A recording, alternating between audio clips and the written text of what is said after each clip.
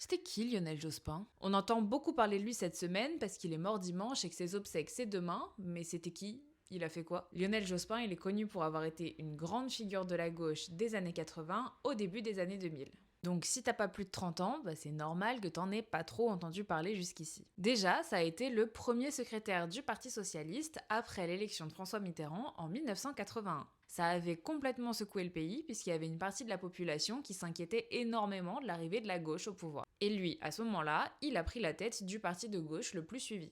Il a ensuite été député, puis député européen, puis député. En gros, il a fait partie des personnes qui votaient les lois à l'Assemblée nationale, donc pour la France, et au Parlement européen, pour l'Union européenne.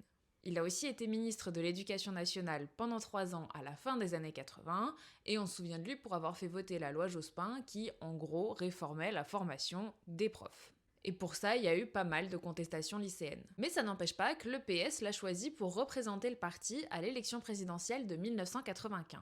Il est arrivé en tête au premier tour, mais il a perdu au second tour face à Chirac. Pour te remettre un peu dans le contexte de l'époque, le président il était élu pour 7 ans et les députés pour 5 ans.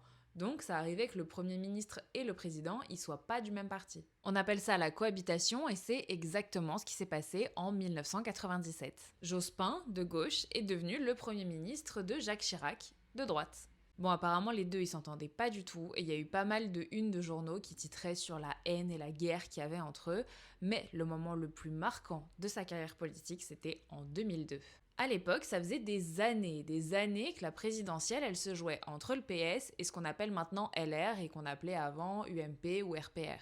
Donc avant le premier tour, tout le monde regardait du côté de Jospin et Chirac et on se disait que c'était un peu l'occasion pour Jospin de prendre sa revanche par rapport à 1995. C'était un peu le match retour. Mais finalement, c'est Jacques Chirac et Jean-Marie Le Pen qui se sont retrouvés au second tour.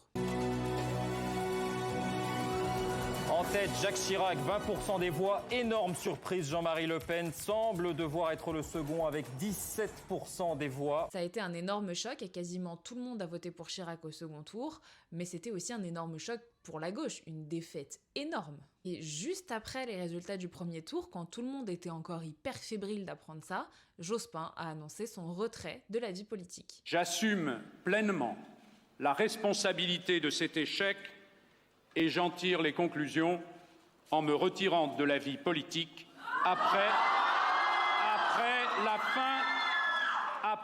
la fin de l'élection présidentielle. C'était énorme. Jospin, c'était l'espoir du retour de la gauche au pouvoir, et en plus à l'époque, la gauche, elle était pas du tout autant divisée qu'aujourd'hui. Il a fallu attendre 2012 pour revoir la gauche au pouvoir, avec l'élection de François Hollande,